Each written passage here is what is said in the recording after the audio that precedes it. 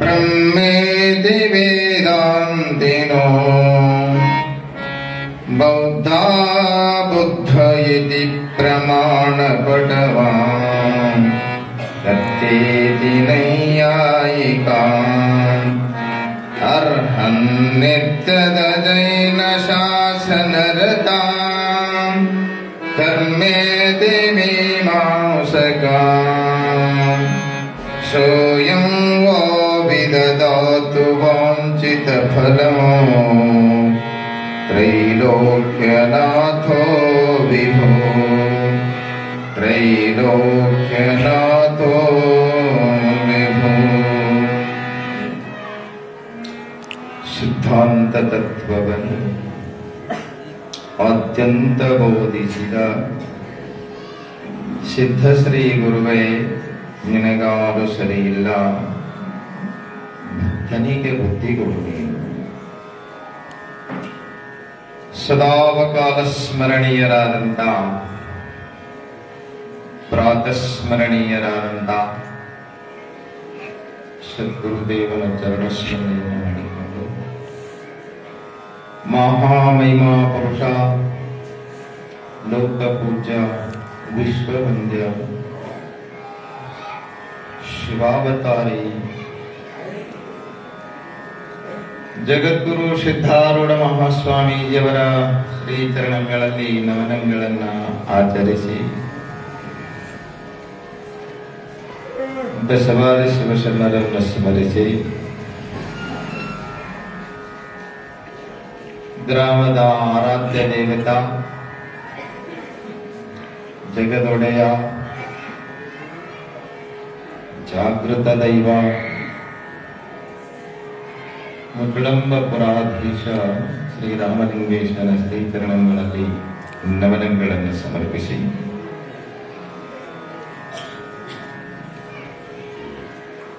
ಅವರಿವರನ್ನದೇ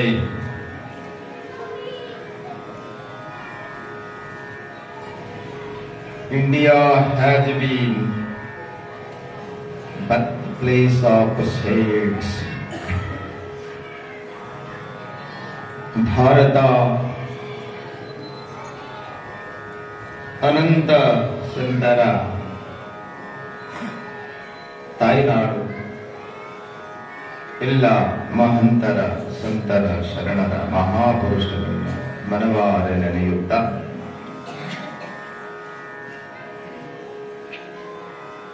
ಸದ್ಗುರುದೇವನ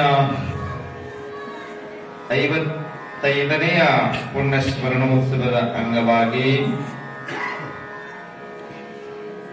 ಸತ್ಸಂಗ ಸಮಾರಂಭಗಳು ನೆರವೇರುತ್ತಲಿವೆ.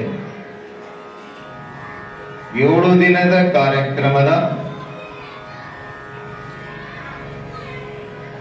ಸಮಾರಂಭ ಇದು 2ನೇ ದಿನದ ಸಾಯಂಕಾಲದ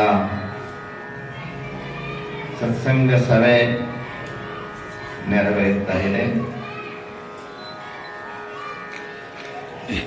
ಈ ಸತ್ಸಂಗ ಸಭೆಯ ಜ್ಞಾನ ವೇದಿಕೆಯನ್ನ ಅಲಂಕರಿಸಿದಂತ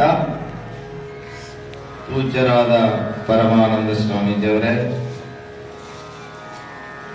ಪೂಜ್ಯರಾದಂತ ಅಭಿನವ ವೆಂಕಟೇಶ್ವರ ಸ್ವಾಮಿಗಳವರೇ, ಇದೀಗ ತಾನೇ ವೇದಿಕೆಗೆ ಆಗಮಿಸಿದಂತ ವೇದಾಂತ ವಿದೂಷಿ, ಬ್ರಹ್ಮವಾದಿನಿ, ಪೂಜ್ಯ ಮಾತಾಜಿಯವರಾದಂತ ಅಮೃತಾನಂದ ತಾಯಿಯವರೇ, ಅನುಭಾವಿಗಳಾದಂತ ನಮ್ಮ ಗೋಪಾಲರಾವ್ ಶಾಸ್ತ್ರಿಗಳವರೇ, 3 ಜನ ಕಲಾವಿದರು, ಅವ್ರಿಗೆ ಟೈಮ ಸಿಗ, ನಮಗ ಸಿಗದಿಲ್ಲ,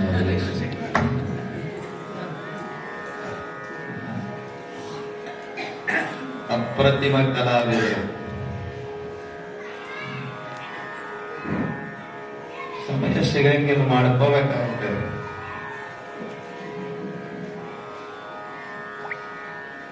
ನಾವು ಮೊದಲು ಈ ಕಾರ್ಯಕ್ರಮವನ್ನು 8 ಗಂಟೆ 8:30 ಆದ್ರೆ ಬಹಳ ಟೈಮ್ ಐತ್ರಿ ಅಂತಿದ್ರು ಆಗಿನ ಕಾಲದಾಗ.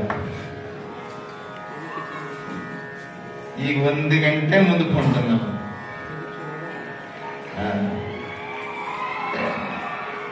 ಅವ್ರ ಜಾತ್ರೆ ಭಾರಿ ನೋಡುವುದಲ್ಲಿ ಇದರ ಕಂಟ್ರೋಲ್ ಮಾಡ್ರಿ. ಯಾರು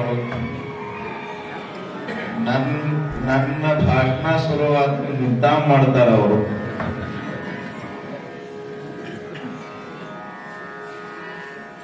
ಅವ್ರು ಏನ್ ಅರ್ಥ ಇದ್ರು ನಮ್ಮ ಸುತ್ತಮುತ್ತ ಎಷ್ಟೊತ್ತು ಇವರೆಲ್ಲ ಮಾತಾಡಿದ್ರು ಸುಮ್ಮಿತ್ತು. ಈಗ ಮಾಡ್ತಾರಂದ್ರೆ ಏನಿರಬೇಕು? ನನ್ನ ಪಾಲಿಗೆ ಅಪೋಸಿಷನ್ ಪಾರ್ಟಿ ಅದು.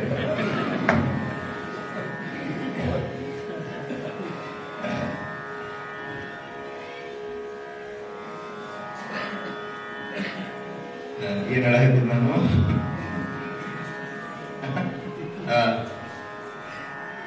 ಸಮಯ ಸತ್ಸಂಗದಲ್ಲಿ ಎಷ್ಟು ಸಮಯ ಕಳೀತೀವಿ ಅದು ಪುಣ್ಯನೇ ಪುಣ್ಯ ಅಂತ ತಿಳ್ಕೋಬೇಕು. ಅಸನ ವ್ಯಸನಗಳಿಗಾಗಿ ಅರ್ಥರಹಿತ ಸಮಯವನ್ನ ಬಹಳಷ್ಟು ಕಳೀತೀವಿ. ಸತ್ಸಂಗದಲ್ಲಿ ಕಳೆದ ಸಮಯ ಅತ್ಯಂತ ಜೀವನದ ಪುಣ್ಯದ ಸಮಯ ಅಂತ ಗ್ರಹಿಸಬೇಕು. ಇವತ್ತಿನ ಸತ್ಸಂಗದಲ್ಲಿ ಪೂಜ್ಯರೆಲ್ಲರೂ ತಮ್ಮ ಅಭಿಪ್ರಾಯವನ್ನ ಇಂದಿನ ವಿಚಾರದ ಮೇಲೆ ಮಂಡಿಸಿದ್ದಾರೆ. ಭಾಗ್ಯವಿಲ್ಲದಾಗದು. ಇಷ್ಟು ಸಣ್ಣ ವಾಕ್ಯ ನಾನು ವಿಷಯ ವಾಕ್ಯ ಅಂತ ಮೆನ್ಷನ್ ಮಾಡಿದ್ದೇನೆ. ಅದರ ಮೇಲೆ ಪೂಜ್ಯರೆಲ್ಲ ಪ್ರವಚನವನ್ನು ನಿರೂಪಣೆ ಮಾಡಿದ್ದಾರೆ. ಇದು ಶ್ರೀಮನ್ ನಿಜಗುಣ ಶಿವಯೋಗಗಳಿಂದ ವಿರಚಿತವಾದ ಕೈವಲ್ಯ ಪದ್ಧತಿ ಗ್ರಂಥದ ನೀತಿ ಕ್ರಿಯಾಚಾರ್ಯ ಸ್ಥಳದ ಒಂದು ಪದ್ಯದಲ್ಲಿ ಬರುವಂತಹ ಮಾತು. ನೋಡಿ ಬಲ್ಲವರು ಸುಖ ಭೋಗದಡಿ ಆಶೆಯೊಡಗೂಡಿ ಕೆಡದಿರಿ, ಭಾಗ್ಯವಿಲ್ಲದಾಗದು ಬಿಡದೆ ಮಾಡಿ ಅದರಿಂದ ಶಿವಧರ್ಮರತಿಯನೆ ಬೇರೆ ಬೇಡ ಕೋಟಲೆಗಳನ್ನು.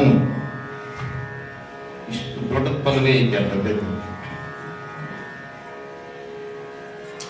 ನಿಜಗುಣ ಶಿವಗಳು ಈ ಪದ್ಯದಿಂದ ಏನು ಹೇಳಿಕೊಂಡಿದ್ದಾರೆ ಕೂಲಂಕುಷವಾಗಿ ಚರ್ಚೆ ಮಾಡೋಣ. ಸಮಗ್ರ ಎಲ್ಲ ರೀತಿಯಿಂದ ಅದರ ಮೇಲೆ ವಿಮರ್ಶೆ ಆಗಬೇಕು.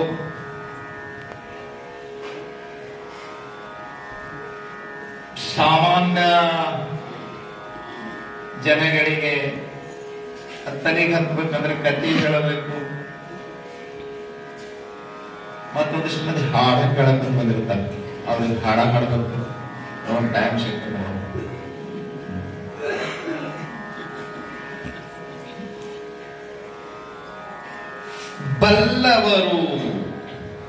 ಬಲ್ಲವರು ಅಂದ್ರೆ ಶಾಣ್ಯರು. ಶಾಣ್ಯರು ಯಾಕೆ ಅನ್ನಬೇಕ್ರಿ? ಬಲ್ಲವರು ಅಂದ್ರೆ ತಿಳಿದವರು. ಶಾಣ್ಯರು ನಿಮ್ಮ ಭಾಷೆದಾಗ ಸಾದಾ ಭಾಷೆದಾಗ ಬಳಸ್ಬೇಕಂದ್ರೆ ಶಾಣ್ಯ. ಯಾರು ಶಾಣ್ಯ ಗೊತ್ತಂడి? ಯಾರು ಶಾಣ್ಯ? ದೇವರನ್ನು ನಂಬದವರು ಶಾಣ್ಯರು. ಅದನ್ನ ಬಸವಣ್ಣವ್ರು ಹೇಳ್ತಾರ, ಗೀತವಲ್ಲಾತ ಜಾಣನಲ್ಲ, ಮಾತು ಬಲ್ಲಾತ ಜಾಣನಲ್ಲ, ಲಿಂಗವ ನೆರೆ ನಂಬಿದಾತ ಜಾಣ, ಜಂಗಮಕ್ಕೆ ಧನ ಸರಿಸುವಾತ ಜಾಣ. ಜಾಣನ ವ್ಯಾಖ್ಯಾನವನ್ನು ಬಹಳ ಚಂದ ಮಾಡ್ಯಾರ. ನಾವು ಜಾಣ ಶಾಣೆ ಯಾರಿಗಂತೀವಂದ್ರ ಪರಮನ ಪರದನ ಅಪಹರಿಸುವುದು ಕುಶಲನೇ ಜಾಣ.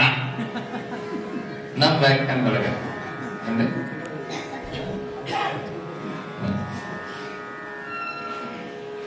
ಆ ಹುಡುಗ ಬಹಳ ಶಾಣೆ ಅದ, ಬಹಳ ಕುಶಲ ಅದನ್ರಿ. ಮಂದಿಗೆ ಟೊಪ್ಪಿಗೆ ಹಾಕಲ ಭಾರಿ ಶಾಣೆ ಅದ. ನಂಬರ್ 1 ನಮ್ಮೂರಾಗ ನಂಬರ್ 1 ಚಂದ ಮಾತಾಡೋವು ಶಾಣೆ ಅಂತೀವಿ, ಚಂದ ಹಾಡೋವು ಶಾಣೆ ಅಂತೀವಿ. ಲಕ್ಷ್ಮಣವರು ಇವರಿಗೆ ಜಾಟಲಿಲ್ಲ. ಶ್ರೀಗಳು ಕೂಡ ಯಾರು ಜಾಟರು? ಪರಬಮ್ಮ ದೊರವಿನಿ ದುರಜಾಣ್ಮೈ. ದೇವನ ದಿವ್ಯಾನುಭೂತಿಯನ್ನ ಮಾಡಿಕೊಂಡವ ಜಾಣ, ಪರಮಾತ್ಮನನ್ನ ನಂಬಿದವ ಜಾಣ ಅಂದ್ರವ. ಗೊಲ್ಲಾಳ ಬಾಳ ಓದ್ದವಲ್ಲ, ಪ್ರಹ್ಲಾದ ಬಹಳ ಶಾಣ ಇರಲಿಲ್ಲ. 12ನೇ ಶತಮಾನ ಅನಂತ ಶರಣರನ್ನು ನೋಡುತ್ತೀವಿ. ಸಿದ್ಧಾರೂಢ ಚರಿತ್ರೆಯಲ್ಲಿ ನಿರುಪಾದತ್ವ. ಅವ ದಾಟ ಅಂತ ಮನೆಯಾಗಿಂದ ಹೊರಗೆ ಹಾಕಿದ ನಿರುಪಾದತ್ವ. ಒಂದು ಪ್ರಪಂಚದ ಜನ ದಟ್ರು ಅಂದ್ರೆ ಚಿಂತಿಲ್ಲ. ಗುರುನಾಥ ನನಗೆ ಸ್ಥಾನ ಕೊಟ್ಟಾನ, ನಾನು ಭಾಗ್ಯವಂತ ಅಂದ್ರೆ ಕಟ್ಟಿ ಬಹಳ ಚಂದ ಐತಿ. ನನ್ನ ವಿಷಯ ವಿಮರ್ಶೆ ಮಾಡೋದೈತಿ. ಹರನನ್ನ ಗುರುವಿನನ್ನ ನರೆ ನಂಬಿದಾತ ಜಾಣ, ನರೆ ನಂಬಿದಾತ ಜಾಣ. ನಿರುಪಾದಪ್ಪಗ ಹಡಿ ದಡ್ಡ ಅಂತಿದ್ರು ಮನ್ಯಾನ ಮಂದಿ. ಆಣ ಹೇಳ್ತಿ ನೆಟ್ಟ ನೆಲ ಸೇರ್ತಿದ್ರು. ನೆಟ್ಟ ನೆಲ ಅಂದ್ರೆ ಏನೋ ಗೊತ್ತೇ ಆಗಿದೆ ಇವ್ರಿಗೆ. ಈ ಕಡೆ ಅಂತೀರ, ಈ ಕಡೆನೇ ಅದನ್ನ ಆ ಕಡೆ ಭಾಷೆ. ನಂದು ಕಲಬರಿಕಿ ಭಾಷೆ. ಕರ್ನಾಟಕ ತುಂಬಾ ತಿರುಗಾಡ್ತೀವಿ. ಹುಟ್ಟಿದ್ದು ಬಿಜಾಪುರದಾಗ, ಉಳಿದದ್ದು ಬೀದರ್ದಾಗ, ಬೆಳೆದದ್ದು ಬೆಂಗಳೂರದಾಗ. ಹಿಂಗಾಗಿ ಎಲ್ಲಾ ಭಾಷೆ ಬೆರಿಕೆ ಆಗಿರ್ತಾವ. ಒಮ್ಮನ್ ಆ ಕಡೆ ಅವ್ರು ಅಂತಿರ್ತಾರ, ಆ ಕಡೆ ಅದು ಬೀಟ್ ಅಂದ್ರೆ ಏನ್ ಅಂತ ಕೇಳೋದು. ಮನ್ನೊಬ್ಬ ಸಜ್ಜ ಬಂದು ಬಿಡುತ್ತೆ ನೋಡಿದ್ದು ಬೀದರ್ ಅಂತಂದ್ರೆ ಬೀಟ್ ಅಂತ ಹೇಳಿ. ನೀವು ಬೀಟ್ ಅಂದ್ರೆ ಏನ್ ಹೋಗಿದಕ್ ವರ್ಷದಕ್ಕೆ ಸೂಟ್ ಅಂತೀರಿ, ಹೋಗಿದಕ್ಕೆ ಬೀಟ್ ಅಂತೀರಿ. ಇದು ಬೀದರ್ ಭಾಷೆ. ಇದು ಭಾರಿ ಕಿರಿಕಿರಿ ಆಗಿತ್ತು ಅಂದ್ರೆ ನನಗ. ನಿಮ್ ಭಾಷೆದ ಕಲ ಹೇಳ್ತೀನಿ ನಾನು.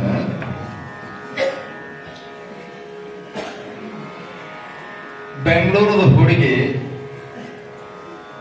ಬೀದರ್ದ ಹುಡುಗ, ಇಬ್ಬರದು ಮ್ಯಾರೇಜ್ ಆಗಿತ್ತು. ಏನ್ ಎಲ್ಲಿಂದ ಎಕಡೆ ಹೆಂಗೆ ಹೇಳಕ್ ಬರಂಗ ನೋಡ್ರಿ. ಅವತ್ತು ನಿಮಗೂ ನಮ್ಕಿನ ಚಂದ ನಿಮ್ಗೆಲ್ಲ ಗೊತ್ತದ. ನೋಡ್ರಿ ಇಬ್ರು ಸಾಫ್ಟ್ವೇರ್ ಇಂಜಿನಿಯರ್ಸ್. ನಾವು ಪೂಜಾ ತರಬೇಕು.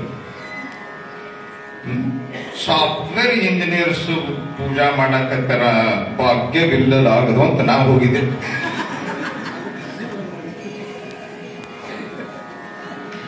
ಅವರು ಪೂಜೆ ಮಾಡಿದ್ರೆ ಅದಕ್ಕೆ ನಾವು ಭಾಗ್ಯ. ನಿಜವಾಗಿ ಇವ್ರದ ಭಾಗ್ಯ ಏನ್ರಿ. ಆದ್ರೆ ಮನಸ್ಸು ಇಬ್ರು ಸಾಫ್ಟ್ವೇರ್ ಇಂಜಿನಿಯರ್ಸ್ 2 ಲಕ್ಷ ಇರುವಂತವ್ರು ಭಾಗ್ಯವಿಲ್ಲದಾಗದು.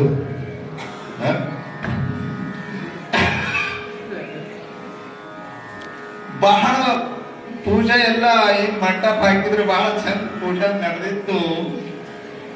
ಇವ್ರು ಬಹಳ ಭಕ್ತಿ ಸಂಪನ್ನರು. ಮನಿ ಮಂದೆಲ್ಲ ಅತ್ತಿ ಸಸಿ ಹೇಳ್ತಿದ್ರು. ಬೆಂಗಳೂರು IT ಪಿಟಿ ಸಸಿ ಹೇಳ್ತಿದ್ರು.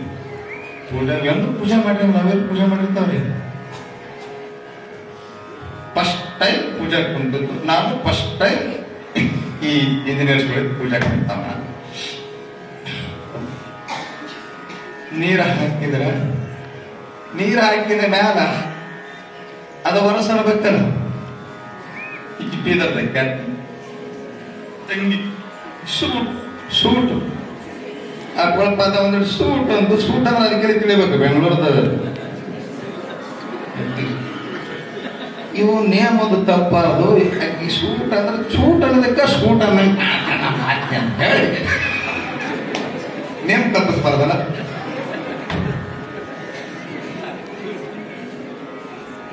ಈ 2 ಪಾದಕ್ಕೆ 2 ಸಲ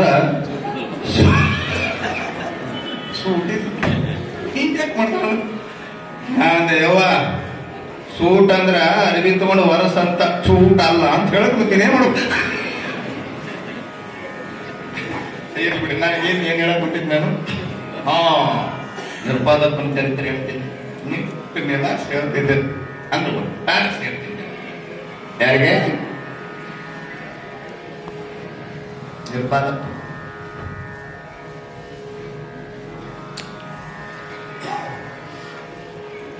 ಮುಗ್ಧ ಮನುಷ್ಯ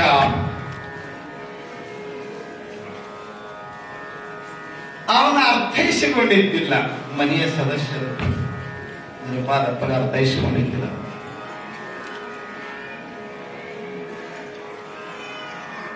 ಇದು ದಂಡ ಪಿಂಡ ಅಂತಿದ್ರು.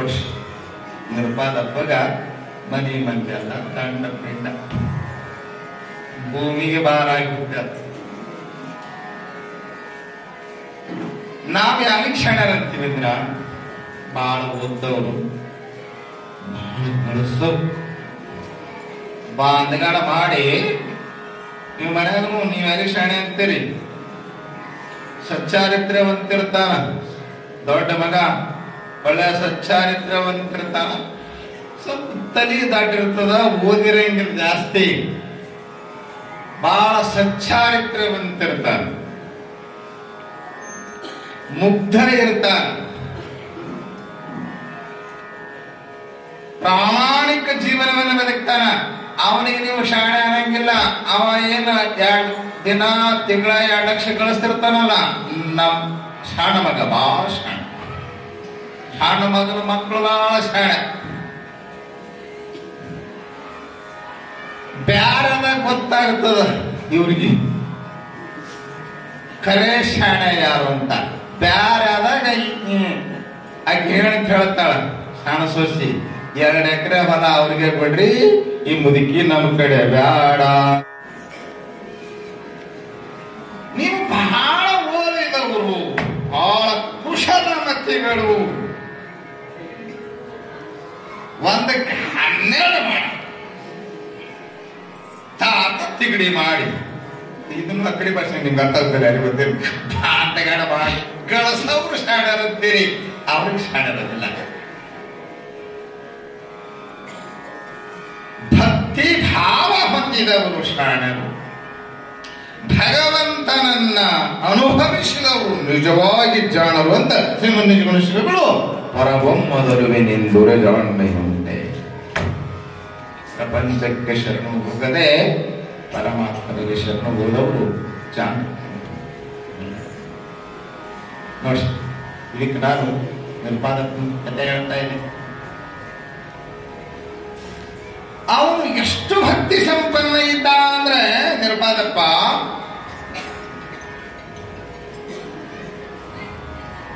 ಅವನು ಎಂದೂ ಸಿದ್ಧಾಡಪ್ಪನವರಿಗೆ ಉಣಿಸದೆ ಎಂದೂ ಉಣುತ್ತಲಿಲ್ಲ. ನಿರ್ಪಾದಪ್ಪಗ ಸಿದ್ಧಾರೂಢರು ಅಂದ್ರೆ ನಡೆದಾಡುವ ಪರಮಾತ್ಮ.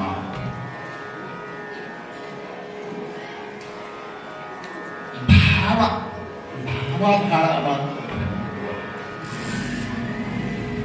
ಭಾವನೆ ಇಲ್ಲ ಅಂದ್ರೆ ಸಾಕ್ಷಾತ್ ದೇವನೇ ಎದುರಿಗಿದ್ರು ಅವನಿಗೆ ದೇವ ಅಂತ ಗ್ರಹಿಸೋದಿಲ್ಲ, ನರ ಮನುಷ್ಯ ಅಂತಾನೆ.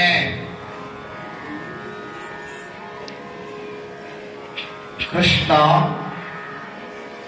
ತಮ್ಮೆದುರಿನಲ್ಲಿಯೇ ಇದ್ರು ಕೌರವರು, ದುರ್ಯೋಧನ ಅವನು ದೇವನಂತ ಗ್ರಹಿಸಲಿಲ್ಲ,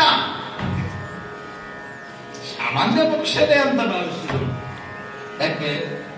ಭಾವನೆಯ ಕೊರತೆ.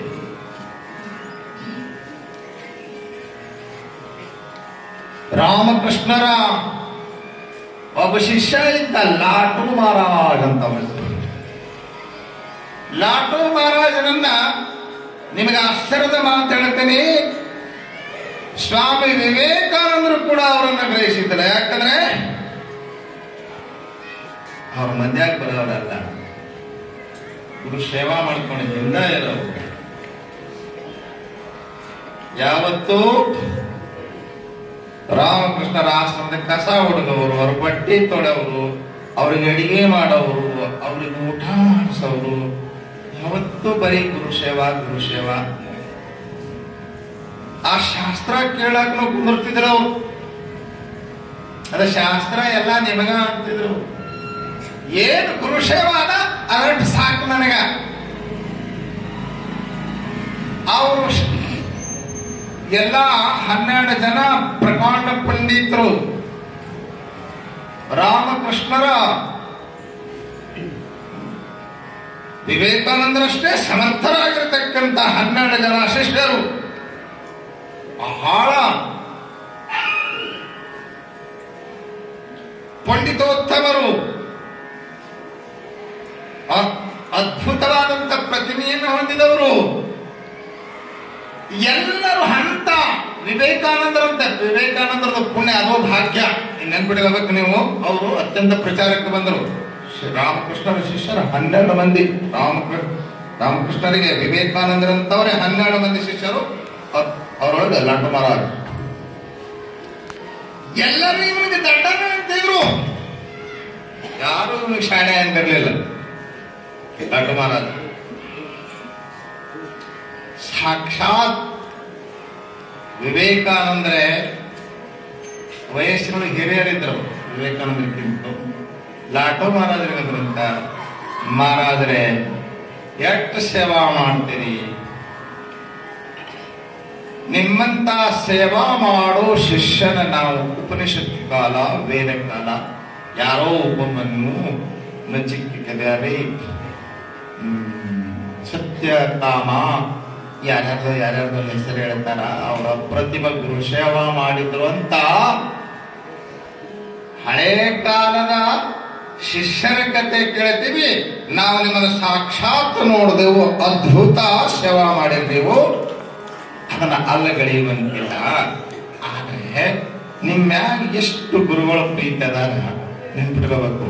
ಗುರುಗಳು ರಕ್ತ ಕೊಟ್ಟವನ ಮ್ಯಾಗ ಪ್ರೀತಿ ಇರಂಗಿಲ್ಲ ಏನ್ರಿ, ಬಾಳ ಪೈಸಾ ಕೊಟ್ಟವನ ಮ್ಯಾಗ ಗುರುಗಳು ಪ್ರೀತಿ ಇರಂಗಿಲ್ಲ. ಸೇವಾ ಮಾಡೋನ ಮ್ಯಾಗ ಗುರುಗಳು ಪ್ರೀತರಾಗಿರ್ತಾರೆ. ನಿಮ್ಮ್ಯಾಗ ಬಹಳ ಪ್ರೀತರದಾರ. ಈ ಶತಮಾನದ ಮಹಾನ್ ಸಂತ ರಾಮಕೃಷ್ಣರು, ಅವರಿಂದ ನೀವು ಯಾಕೆ ಸಾಧನ ಹೇಳಿಸ್ತಾರೆ? ನೀವು ಶಾಸ್ತ್ರ ಕೇಳಕ್ ಬರಂಗಿಲ್ಲ. ಅವರ ಬಾಯಿಂದ ಅಮೃತವೇ ಸುರಿಯುತ್ತದೆ. ನೀವು ಶಾಸ್ತ್ರ ಕೇಳಕ್ ಬರಂಗಿಲ್ಲ. ಶಾಸ್ತ್ರ ನಡೆದಾಗ ಸೇವನೆ ಮಾಡ್ತಿರ್ತೀರಿ, ಕಸಾರ ಹೊಡ್ತಿರ್ತೀರಿ, ಬಟ್ಟೆ ತಗೊಳ್ತಿರ್ತೀರಿ, ಅಡಿಗೆರ ಮಾಡ್ತಿರ್ತೀರಿ. ಶಾಸ್ತ್ರ ಕೇಳಕ್ ಬರೀ ಗುರುಗಳಿಂದ ಸಾಧನ ಹೇಳಿಸ್ಕೊಡ್ರಿ.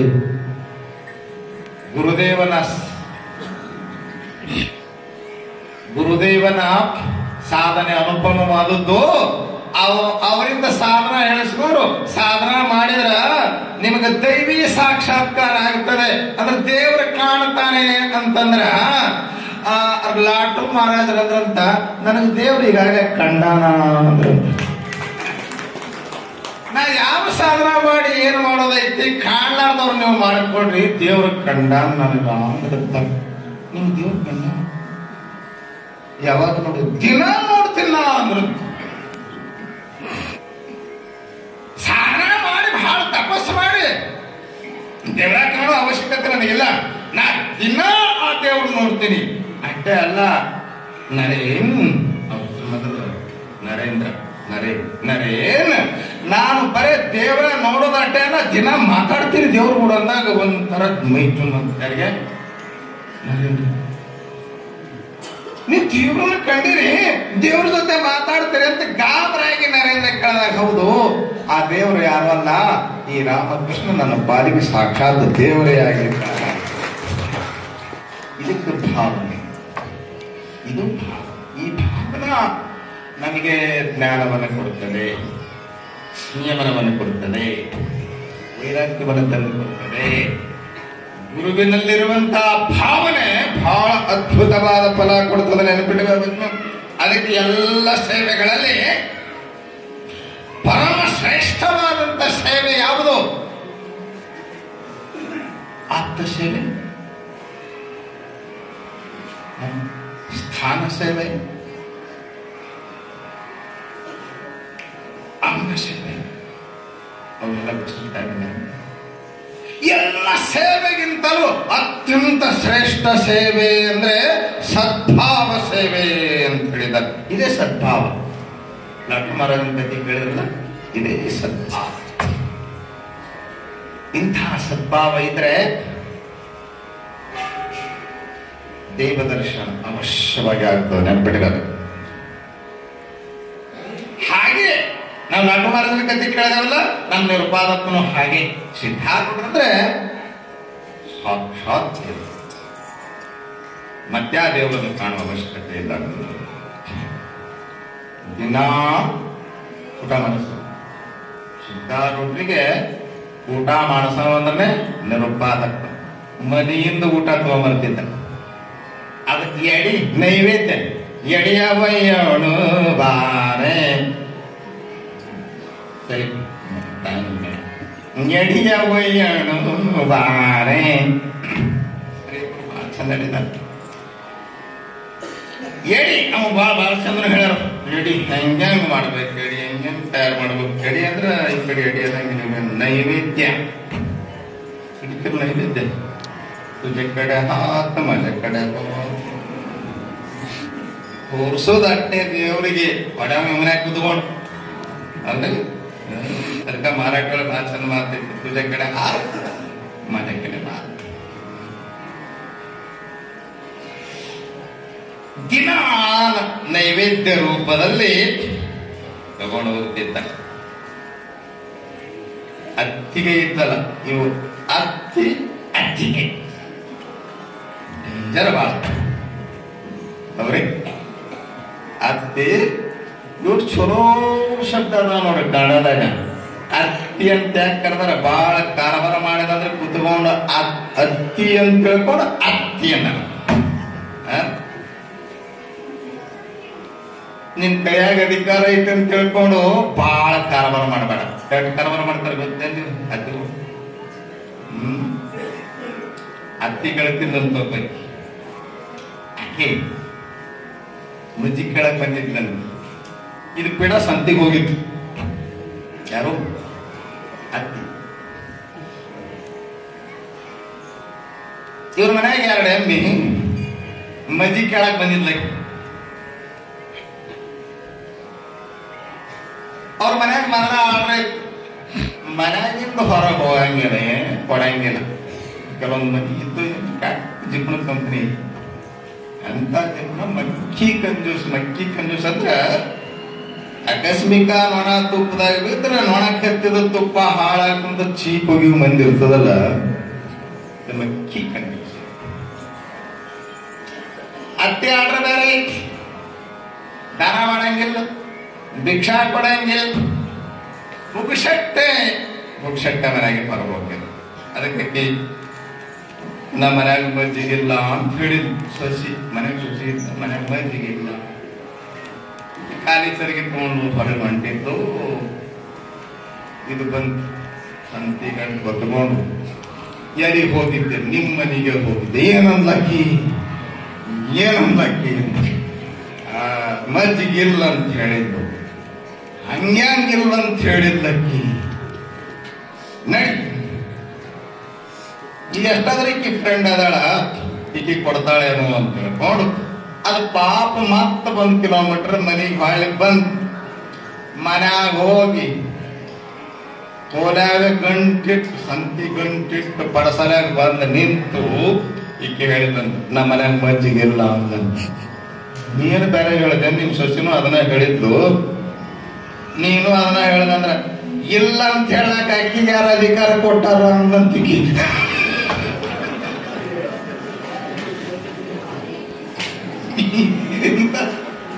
ಎಂತ ಕಾರವಾರ, ಎಂತ ಅಧಿಕಾರ? ಇದು ಅತ್ತಿಯ ಪರ್ಮನೆಂಟ್ ಅಧಿಕಾರ. ಅತ್ತಿ ಅತ್ತಿಗೆ ಗಂಟು ಬಿದ್ದಿಲ್ಲ. ಯಾರಿಗೆ? ನಿರುಪಾದಪ್ಪಗ. ಚಾರಿ ಹೇಳಕ್ ಶುರು, ನಿನ್ ತನ್ನ ತಾನು ದುಡಿಯಂಗಿಲ್ಲ, ಮನ್ಯಾಗ ತಾನು ದುಡಿಯಂಗಿಲ್ಲ, ಅಲ್ಲದೇನೆ ದಿನ ಮಠಕ್ಕೆ ಬುದ್ಧಿ ತಗೊಂಡು ಹೋಗುತ್ತಾ. ಅಷ್ಟೇ ಅಲ್ಲ, ಇವ ನಮ್ಮ ಮನ್ಯಾಗ ದುಡಿಯಂಗಿಲ್ಲ, ಮಠದಾಗ ಮೈ ಮುರು ದುಡಿತಾರ. ನಾವು ಹಂಗೆ ಮಾಡ್ತಿದ್ದ. ಮನ್ಯಾಗ ಕೆಲಸ ಮಾಡ್ತಿದ್ದಿಲ್ಲ, ಮಠದಾಗ ಏನ್ ಕಡ್ಗಿ ಹೊಡಿತಿದ್ರು, ಪಡ ಹೊತ್ತು ಕೆರೆಗೆ ನೀರು ತಂದು ಹಾಕ್ತಿದ್ರು. ನೋಡಿದ್ಲ, ಇಲ್ಲರ ಇಟ್ಟು ದುಡಿತಾನ. ನೀವು ಮನೆ ಕೆಲಸ ಮಾಡಕ್ಕೆ ನಮ್ಮ ಪಾಲಿಗೆ ಕಾಣ್ಬೇಕು, ಸಂಸಾರ ಹಾಳಾಗ್ತದ. ನೋಡಿ, ಮಠದಾಗ ಸೇವಾ ಮಾಡಿದ್ರೆ ಸಂಸಾರ ಹಾಳಾಗ್ತದ. ಮನ್ಯಾಗ ಸೇವಾ ಮಾಡಿದ್ದು ಪುಣ್ಯ ಅಲ್ಲ, ಮಠದಾಗ ಸೇವಾ ಮಾಡಿದ್ದು ಪುಣ್ಯ. ಅದೇ ಭಾಗ್ಯ ಇವತ್ತು ಹೇಳೋರ ನೀವದಂತೆ.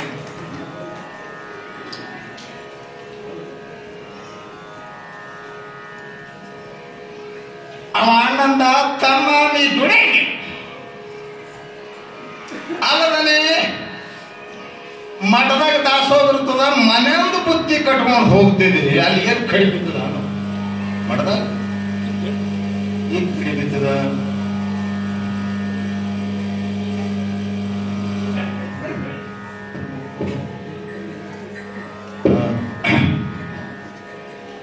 ಯಾಕೆ ನೀ ಅಲ್ಲಿ ತಗೊಂಡು ಹೋಗ್ತಿ? ಒಂದ್ಸಲ ಸಿದ್ಧಾರೂಢರು ನೋಡ್ರಿ ಹೆಂಗ್ ನಿಷ್ಠೆ ಪರೀಕ್ಷೆ ಮಾಡ್ಬೇಕಂತಾರ. ನಿರುಪಾದ ಅಣ್ಣ ಮಠಕ್ಕೆ ಬಂದಾಗ ಅವ್ನ ನಿರುಪಾದ ದಿನಾ ನೈವೇದ್ಯ ಅಂತ ಹೇಳಿ ಬುತ್ತಿ ಕಟ್ಕೊಂಡ್ ಬರ್ತಾನ. ಅಲ್ಲೇ ದೇವ್ರಿಗೆ ನೈವೇದ್ಯ ಹಿಡಿದ್ರ ಆಯ್ತಪ್ಪ, ಇಲ್ಲೇ ಕಳಿಸ್ತೀವಿ ಅಂದಿದ್ರಂತ ಇವ್ರು. ಸಿದ್ಧಾರೂಢರು ಪರೀಕ್ಷೆ ಮಾಡ್ಬೇಕನ ಅವ್ರೇ. ಅದಕ್ಕೆ ನೋಡ್ರಿ ಸಿದ್ಧಾರೂಢರು ಇಲ್ಲೇ ನೈವೇದ್ಯ ಹಿಡಿ ಅಂದಾರ, ಅಲ್ಲೇ ತಗೊಂಡು ಹೋಗುತ್ತಿ.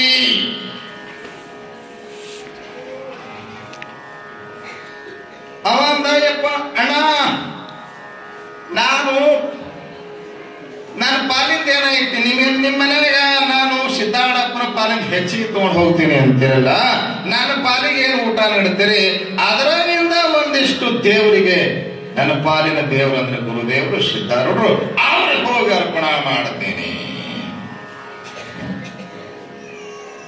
ಆಮೇಲೆ ಓಕೆ ಅಂದ.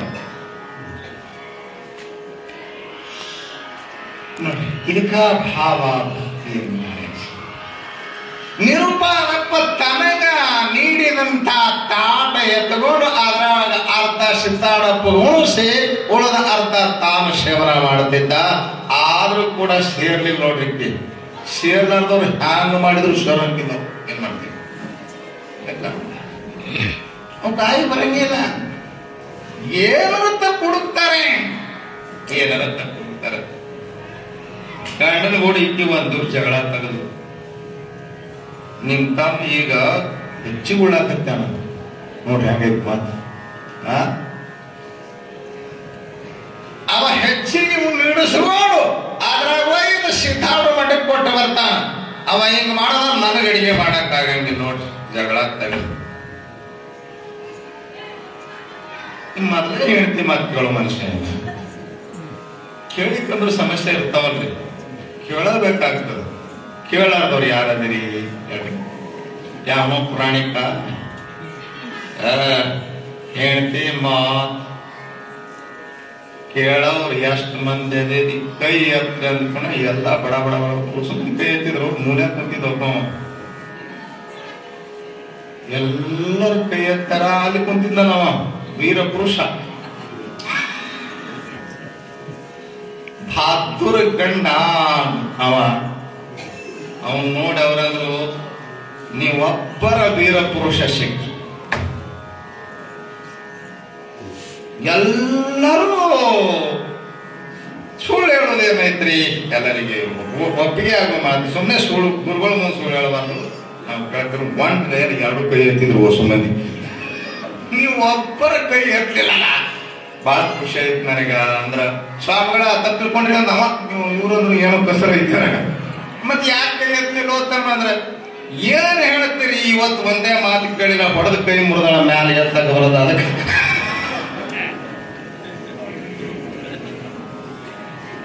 ಹ್ಯಾಂಗ ಕೈ ಎತ್ತೀರಿ?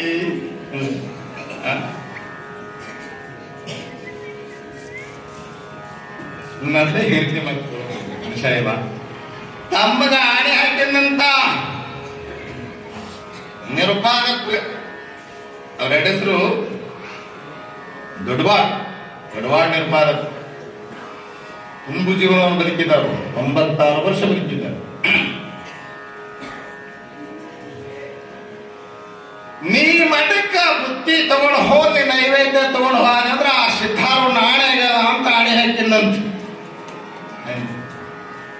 ನಿರುಪಾದಪ್ಪ ಸಿದ್ಧಾರೂಢರ ಪಾಲಿನ ನೈವೇದ್ಯವನ್ನ ಅರ್ಪಿಸದೇನೆ ಹೆಂಗ್ ಅಂತ ಆ ನೈವೇದ್ಯವನ್ನ ತಗೊಂಡು ಕೋಲಾಗ ಎತ್ಕೊಂಡು ಹೋಗಿ ಬಾಗಲ ಮುಚ್ಚಿ, ದೇವಾ ಈ ನೈವೇದ್ಯ ತಗೊಂಡು ನಿನ್ನ ಮಠಕ್ಕೆ ಬರಬಾರದು ಅಂತ ಹೇಳಿ ಅಣ್ಣ ಆಣೆ ಹಾಕ್ಯಾನ. ಅದ ನಿನ್ನ ಆಣೆ ಹಾಕ್ಯಾನ, ನಾ ಹೆಂಗ ಮಾಡಿ. ಇದಕ್ಕ ಭಾವ ಅಂತಾರ. ಗುರುಪಾದಪ್ಪನ ಚರಿತ್ರ ನಮಗೇನ್ ತಿಳಿಸ್ಕೊಡ್ತದೆ, ಭಾವನೆಯಲ್ಲಿ ಭಗವಂತ ಕೋರಿ ಒಳಗೆ ಕೂತ್ಕೊಂಡು ಪ್ರಾರ್ಥನಾ ಮಾಡಿದಂತ prayers will succeed when thoughts are pure. ನನಗೆ ಹೇಳ್ತಾರೆ, ಪ್ರಾರ್ಥನೆ ಯಾವಾಗ ಫಲ ಕೊಡುತ್ತದೆ? ಪ್ರಾರ್ಥನೆ ಪರಮಾತ್ಮನಿಗೆ ಯಾವಾಗ ತರುತ್ತದೆ? ಭಾವದಿಂದ ಭಜಿಸಿದರೆ ಪರಮಾತ್ಮನಿಗೆ ಆ ಪ್ರಾರ್ಥನೆ ಕೊಡುತ್ತದೆ. ಭಾವನೆ ಇರ್ತೇವಂದ್ರೆ he has must prayer but little devotion. ನಾವು ಪ್ರಾರ್ಥನೆ ಮಾಡ್ತೀವಿ, ಮಂತ್ರ ಹೇಳ್ತೀವಿ, ಮಂತ್ರನೇ ಬಾಳ ಆಯ್ತು, ಪ್ರಾರ್ಥನೆ ಬಾಳ ಆಯ್ತು, ಭಾವನೆ ಇಲ್ಲಾಂದ್ರೆ ಅದು ಫಲಕಾರಿ ಆಗೋದಿಲ್ಲ, ದೇವರಿಗೆ ಮುಟ್ಟೋದಿಲ್ಲ. ನಂಬಿಕರೆದಡೆ ಓಯನ್ನನೇ ಶಿವನು, ನಂಬರು ನಚ್ಚರು ಬರಿದೇ ಕರೆವರು, मुल्ला होके बांग पुकारे अल्लाह तो क्या पार है, मूंगी के पाँव में घुंघरनाद वो भी अल्लाह सुनते हैं. ಕಿವಿಗೆ ಕಾಪಾಡ ಕೈ ಹಚ್ಚಿ ದೇವರನ್ನ ಕರೀತಿಯಲ್ಲೋ, ಅಟ್ಟಾಗ್ಲ ಹರ್ಕೊಂಡು ಒದರ್ತೀಯ ಯಾರು ದೇವರಿಗೆ ಕಿವಿಡಲ್ಲ ಇಟ್ಟು ಒದರಿದ್ರು ನಿನ್ನ ಪ್ರಾರ್ಥನೆ ಅವನಿಗೆ ಹೋಗಿ ಮುಟ್ಲೇ ಇಲ್ಲ. ಯಾಕ ಅಂತ ಕೇಳಿದ್ರ, ನಿನ್ನ ಪ್ರಾರ್ಥನೆಯೊಳಗೆ ಸತ್ವ ಇಲ್ಲ, ಜೀವಂತ ಇಲ್ಲ, ಅದು ಸತ್ತದ ಸತ್ವ ಇಲ್ಲ, ಸತ್ತದ ಯಾಕ ಭಾವ ಇಲ್ಲ. ಭಾವ ನಂಬಿಕೆ ಮುಟ್ಟಂಗಿನಿಗೆ ಏನ್ ಕಿವಿಡದ ಯಾಕೆ ಅಂತ ಪಡಿ ಗಂಟ ಇರ್ಕೊಂತೆ. ಅವನು ಕಿವಿ ಎಷ್ಟು ಸೂಕ್ಷ್ಮ ಮಾತ್ರ ಇರಿದು ನಡೆದ್ರೆ ಹೆಜ್ಜೆ ಸಪ್ಪಳ ಆಗ್ತದ, ಅದನ್ನು ಕೇಳುವರು. ಏನ್ ನಡೆದ್ರಿ? ಕುದುರೆ ಅಲ್ಲ, ಏನ್ ಹೇಳ್ತಾರ ಅವರು? ಕುದುರೆ ನಡು ಟಕ್ ಟಕ್ ಕುದುರೆ ನಡೆದ ನಡಿಗೆ ಸಪ್ಪಳ ಆಗ್ತದೆ. ಇರುವಿ ನಡೆದ್ರೆ ಸಪ್ಪಳ, ಇರುವಿ ನಡೆದ್ರು ಸಪ್ಪಳ ಆಗ್ತದೆ. ಅಷ್ಟು ಸೂಕ್ಷ್ಮದ. ನೀವು ಹೋದ್ರೆ ಒದರ್ತೀರಿ, ಹೋದ್ರೆ ಒದರ್ತೀರಿ. ಯಾಕೆ ಗಂಟ ಹರ್ಕೊಂಡು ಭಾವ ಭಾಗ ನಿರುಪಾದಪ್ಪ ಪ್ರಾರ್ಥನೆ ಮಾಡಿದಂತ, ಹೇ ದೇವಾ ನನಗ ಬರ್ಲಿಕ್ಕಾಗ್ತಾ ಇಲ್ಲ, ನೀನೇ ಬಂದು ಸ್ವೀಕರಿಸು. ನೀವು ನೈವೇದ್ಯವನ್ನು ಅರ್ಪಿಸಿ ಪರಮಾತ್ಮನಿಗೆ ಪ್ರಾರ್ಥನೆ ಮಾಡಿದ ಕೋಳೂರು ಕಡಗು ಕನ್ನೆ ಕೋಳೂರು ಅಂತ ಯಾದಗಿರಿ ಜಿಲ್ಲೆಯಲ್ಲಿ ಬರ್ತದೆ. ನಮ್ ಗೌಡ್ರದಲ್ಲ, ಇವ್ರ ಜಿಲ್ಲೆಯೊಳಗ ಕನ್ನೆ ಕೋಳೂರು ಅಂತ ಐತೆ. ಅಲ್ಲೇ ಆದ ಘಟನೆ ಅದು. ಯಾದಗಿರಿ ಜಿಲ್ಲೆಯಲ್ಲಿ ಕನ್ನೆ ಕೋಳೂರು. ಯಾರು ಕೋಳೂರು ಕೊಡಗು ಅಂತಿರಲ್ಲ, ಯಾದಗಿರಿ ಜಿಲ್ಲೆದಾಗ ಇರೋದು. ಕನ್ನೆ ಕೋಳೂರದೊಳಗ ಕೊಡಗೂಸು ಹಾಲು ಕುಡಿಯಂತ ಶಿವನಿಗೆ ಆ ಬಾಲೆ ಪ್ರಾರ್ಥನೆ ಮಾಡಿದ್ರೆ ಭಗವಂತ ಒಂದು ಹಾಲನ್ನ ಸಮದ ಅಂತ ಕತೆ ಕೇಳಿದ್ರಲ್ಲ. ಇವತ್ ನೋಡ್ರಿ, ಈ ನಿರುಪಾದಪ್ಪನ ಕಥೆಯು ಹಾಗೆ ಪ್ರಾರ್ಥನೆ ಮಾಡದ ಸಿದ್ಧಾರೂಢ ಬರಲಿಲ್ಲ. ನಿರುಪಾದಪ್ಪನ ಭಾವನೆ ಹೇಗಿತ್ತಂದ್ರೆ, ಹೇ ಸಿದ್ಧಾರೂಢ, ನೀ ಬರದೆ ಹೋದ್ರೆ ಈ ನೈವೇದ್ಯ ಅಷ್ಟೇ ಅಲ್ಲ, ನನ್ನ ಪ್ರಾಣವನ್ನ ನೈವೇದ್ಯವಾಗಿ ನಿನಗೆ ಅರ್ಪಣಾ ಮಾಡ್ತೇನೆ ಅನ್ನೋದು ಬೇರೆ ಮಾಡ್ಬೇಕಲ್ಲ. ನೋಡೇ ಬೇಕಂತ ನಿಷ್ಠೆ ಮಾಡ್ಬೇಕಂತಾರ ಒಂದು ನಾಟಕ ಮಾಡಕತ್ತೀನಿ. ಎಷ್ಟು ಪ್ರಾರ್ಥನೆ ಮಾಡಿದ್ರೆ ಬರಲಿ. ನೀ ನನ್ನ ನಿಷ್ಠಾ ಪರೀಕ್ಷೆ ಮಾಡ್ತೆ ಸಿದ್ಧಾರೂಢ. ನನ್ನ ನೈವೇದ್ಯ ಬೇಡ, ನನ್ನ ಪ್ರಾಣವನ್ನು ಜೀವನ ಬೇಕಾಗಿದೆ, ನಿನಗ ಜೀವನ ಕೊಡ್ತೀನಂತ ಜಂತಿಗೆ ಹಗ್ಗ ಹಾಕಿ ಆ ಪ್ರಾಣ ಅರ್ಪಣಾ ಮಾಡಕ್ ಜಗನ್ನಂತ ಸಿದ್ಧಾರೂಢ ಬಂದ ಅವನು ಹಿಡದ್ನಂತ. ಮತ್ ನೀವೇನ್ ಹಂಗ ಮಾಡಕ್ ಹೋಗ್ರಿ, ನೀವು ಭಾವ ಇರಂಗಿಲ್ಲ, ಮತ್ತೆ ಆ ಕಡೆ ಹೋಗ್ತೀರಿ. ಅದು ಬಹಳ ಮಹತ್ವ. ಈ ಕಥೆ ಏನ್ ಹೇಳ್ತಾನ ಅಂತ ಕೇಳಿದ್ರೆ ಭಾವನೆ ಬಹಳ ಮಹತ್ವದೊಂದು ಹೇಳಕ್ ಹೊಂಟಾವ. ಸಿದ್ಧಾರೂಢ ದಿನಾ ಬಂದು ಊಟ ಮಾಡ್ತೀನಿ ನೋಡ್ರಿ, ನೈವೇದ್ಯವನ್ನ ಸ್ವೀಕಾರ ಮಾಡ್ತಿದ್ದ. ಇವರಿಬ್ರು ಕುಂತ್ಕೊಂಡು ಬಹಳ ಚಂದ ಮಾತಾಡ್ಕೊಂತ ಊಟ ಹೋಗ್ತಾನ, ಬುತ್ತಿ ಹೊತ್ಕೊಂಡು ತಾಟ್ ಹೊತ್ಕೊಂಡು ಹೋಗ್ತಾನ ಒಬ್ಬನೇ. ಒಳಗೆ ಏನ್ ಮಾತಾಡ್ತಾನ ಅಂತ ಅಣ್ಣ ಒಂದ್ ದಿವಸ ಕಿಟಕಿ ತೆರೆದು ನೋಡಿದ್ರೆ ಸಿದ್ಧಾರೂಢ ಅವ್ರ ಮನೆಯಲ್ಲಿ ಪ್ರತ್ಯಕ್ಷ ಆಗಿದ್ದ. ಇಂಥ ಭಾವನೆಯಿಂದ ಕೂಡಿದವ ಭಗವತ್ ದರ್ಶನವನ್ನು ಪಡೆಯುತ್ತಾನೆ. ಅವನು ಬಲ್ಲವ. ಬಲ್ಲವ ಯಾರು? ಪ್ರಪಂಚವನ್ನು ನಂಬದೆ ಪರಮಾತ್ಮನನ್ನು ನಂಬಿದವನು ನಾವೇನಂತೀವಿ ಜಾಣ. ಬಲ್ಲವ.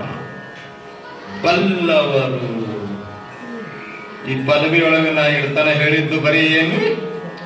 ಬಲ್ಲವರು. ಬೆಲ್ಲವರು ಅಲ್ಲ. ಮತ್ ನಿಮ್ಗೆ ಏನು ಬಲ್ಲವರು ಯಾರು ಎಂಬುದನ್ನು ಮಾತ್ರ ಹೇಳಿದೆ. ಬಲ್ಲವರು ನೋಡಿ ಅಂದ್ರೆ ನಂಬಿಕೆಯುಳ್ಳವರು, ದೇವನಲ್ಲಿ ನಂಬಿಕೆ ಉಳ್ಳವರು.